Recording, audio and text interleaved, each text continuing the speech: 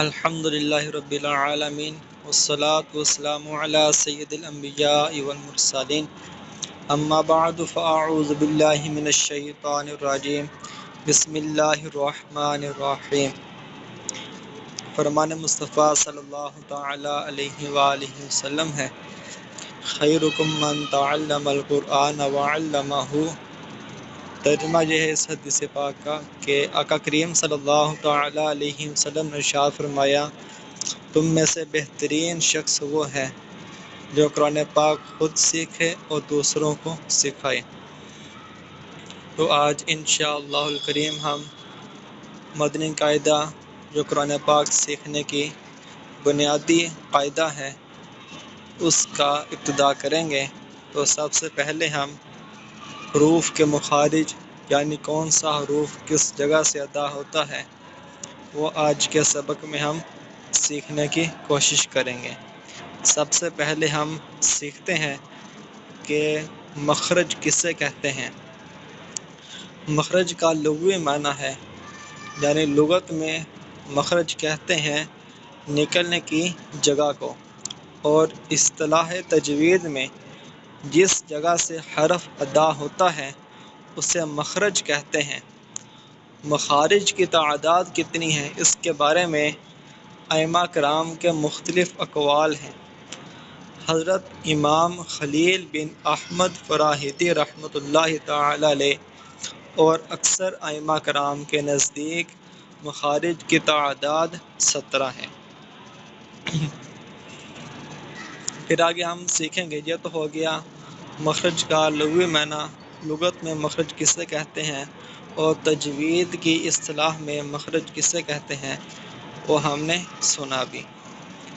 پھر آگے مخارج کے نام آگے پھر دوسری لائن میں حروف آگے، تیسری لائن میں حروف کے القاب، یعنی جس طرح کسی انسان کا لقب ہوتا ہے، جس طرح غوث اعظم یہ شیخ عبد القادر جیلانی رحمۃ اللہ تعالی علیہ کا لقب ہے، اس طرح چوتھی لائن میں آگے مخارج یعنی کہ کون سا حروف کس جگہ سے ادا ہوتا ہے وہ چوتھی لائن میں ذکر کیا گیا ہے۔ سب سے پہلا مخرج ہے حلقی مخرج، یعنی وہ حروف جو حلق سے ادا ہوتے ہیں۔ یہ کل 6 حروف ہیں: حمزہ، ہا، عین، حا، غین، خا۔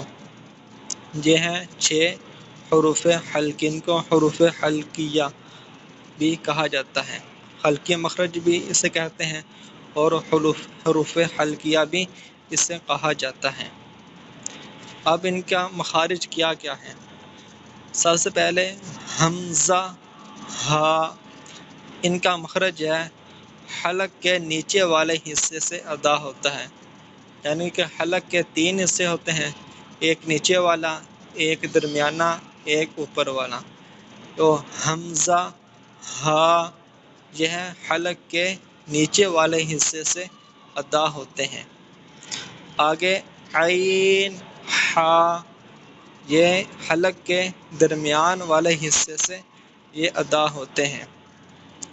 غین، خا یہ حلق کے اوپر والے حصے سے ادا ہوتے ہیں۔ یہ تو ہو گئے 6 حروف حلقی تھے۔ ان 6 حروف کے 3 مخارج ہیں۔ پہلا جو حمزہ، ہا یہ حلق کے درمیان والے حصے سے حمزہ، ہا جو حلق کے نیچے والے حصے سے ادا ہوتے ہیں۔ عین، حا حلق کے درمیان والے حصے سے ادا ہوتے ہیں، اور غین، خا جو حلق کے اوپر والے حصے سے ادا ہوتے ہیں۔ اس سے آگے آ گیا لسانی مخارج۔ پہلا تھا حلقی مخارج، دوسرا لسانی مخارج، یعنی کہ وہ حروف جو زبان سے ادا ہوتے ہیں، ان کا حلق سے کوئی تعلق نہیں ہوتا۔ ان میں سے سب سے پہلا ہے قاف، اس سے حروف لہویہ کہتے ہیں۔ یہ زبان کی جڑ اور تالو کے نرم حصے سے ادا ہوتے ہیں۔ جس طرح حلق کے 3 حصے تھے، اسی طرح تالو کے بھی دو حصے ہوتے ہیں، ایک نرم حصہ ہوتا ہے، ایک سخت حصہ ہوتا ہے۔ جو قاف نقطوں والا کاف ہوتا ہے، یہ زبان کی جڑ اور تالو کا نرم حصہ جب آپس میں ملتے ہیں تو اس وقت یہ قاف ادا ہوتا ہے۔ دوسرا ہے کاف، جو ڈنڈے والا کاف ہوتا ہے، جیسے کاف کتاب والا کاف، یہ بھی حروف لہویہ میں سے ہے۔ یہ زبان کی جڑ اور تالو کے سخت حصے سے ادا ہوتا ہے۔ جو قاف نقطوں والا کاف ہے، یہ زبان کی جڑ اور تالو کے نرم حصے سے ادا ہوتا ہے، اور کاف جو ڈنڈے والا کاف ہوتا ہے جس میں نقطے نہیں ہوتے، یہ زبان کی جڑ اور تالو کے سخت حصے سے ادا ہوتا ہے۔ اس سے لسانی مخارج میں آگے حروف شجریہ، یہ تین ہیں، جیم، شین، یا، یہ تین حروف ہیں۔ ان تینوں کا مخرج ایک ہی ہے، ان تینوں کا مخرج ایک ہے، وہ زبان کے درمیان اور تالو کے درمیان سے ادا ہوتا ہے۔ یعنی زبان کا درمیان جو اور تالو کا درمیان جب آپس میں ملتے ہیں، آپس میں ملنے کے بعد یہ تین حروف جیم، شین، یا، یہ تین حروف ادا ہوتے ہیں۔ اس سے آگے آ گیا حرف حافیہ، یہ ہے ضاد، یہ ایک ہی ہے، ضاد۔ اس کا مخرج ہے زبان کی کروٹ اور اوپر کی داڑھوں کی جڑ سے ادا ہوتا ہے۔ یا زبان کی جو کروٹیں ہوتی ہیں اور اوپر کے داڑھوں کی جڑ جب آپس میں ملتی ہیں اس وقت یہ ضاد ادا ہوتا ہے۔ اس سے آگے حروف تعارفیہ آگے، یہ بھی تین حروف ہیں، ان تینوں کا مخرج الگ الگ ہے۔ یہ تین کون سے ہیں؟ یہ لام، نون، را، یہ حروف تعارفیہ۔ جو لام ہے یہ زبان کا کنارہ اور دواحق سے ثنایا تک کے مسوڑوں سے ادا ہوتا ہے۔ دواحق کے سے ثنایا تک کے مسوڑوں سے یہ لام ادا ہوگا۔ اور نون ہے جو، یہ زبان کا کنارہ اور انیاب سے ثنایا تک کے دانتوں کی جڑوں سے ادا ہوتا ہے۔ نون یہ زبان کا کنارہ اور انیاب سے ثنایا تک کے دانتوں کی جڑ سے یہ ادا ہوگا۔ آگے آ گیا را، یہ حروف تعارفیہ میں سے تیسرا حروف ہے۔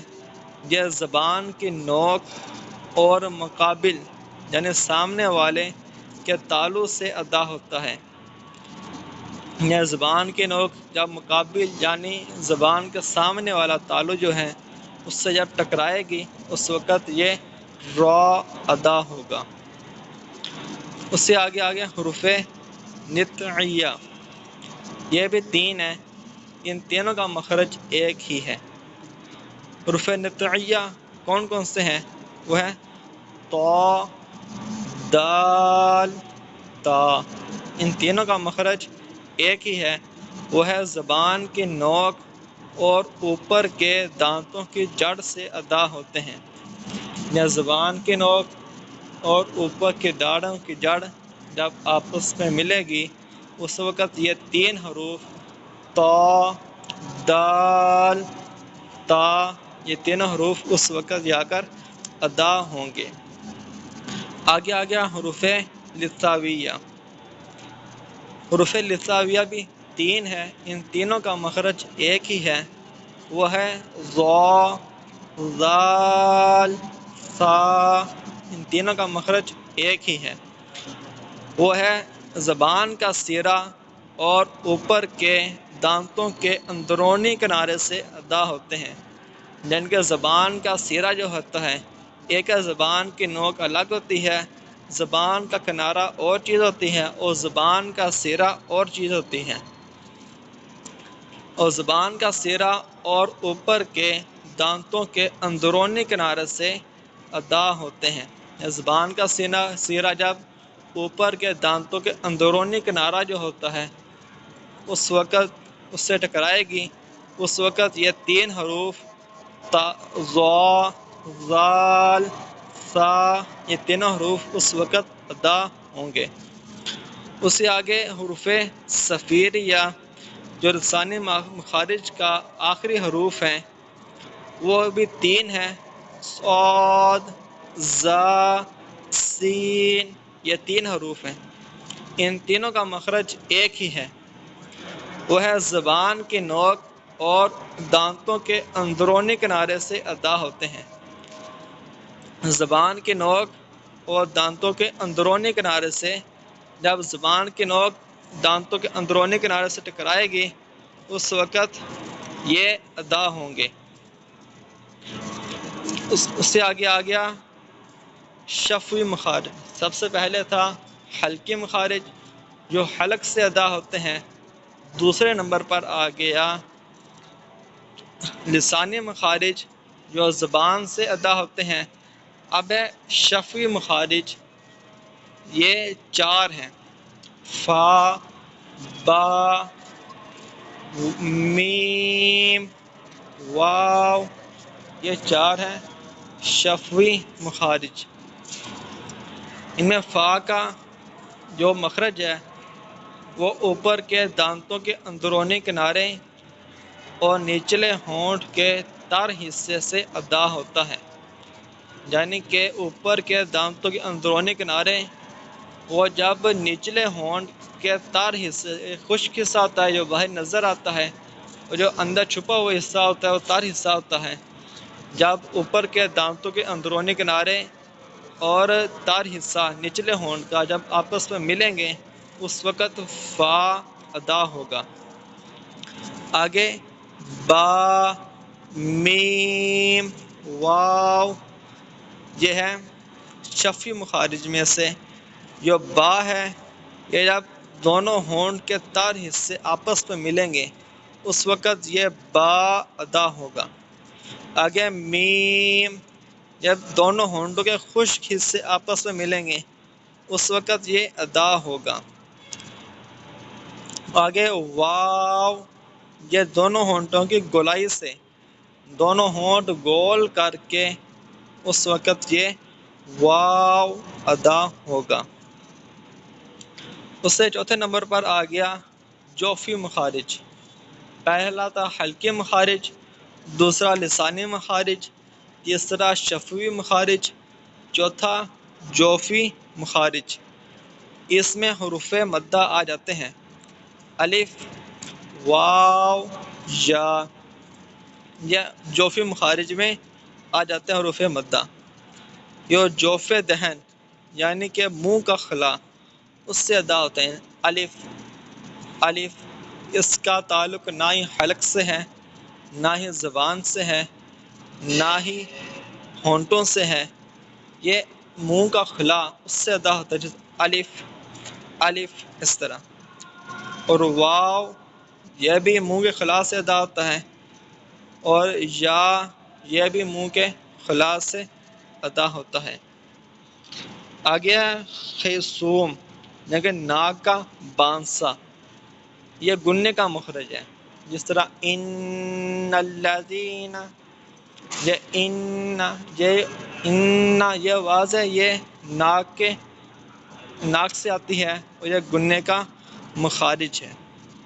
تو پیارے اسلامی بھائیوں، آج کے سبق میں ہم نے سیکھا ہے حروف کے مخارج، یعنی کون سا حروف کس جگہ سے ادا کرنا ہے، وہ آج کے سبق میں ہم نے سیکھ لیا ہے۔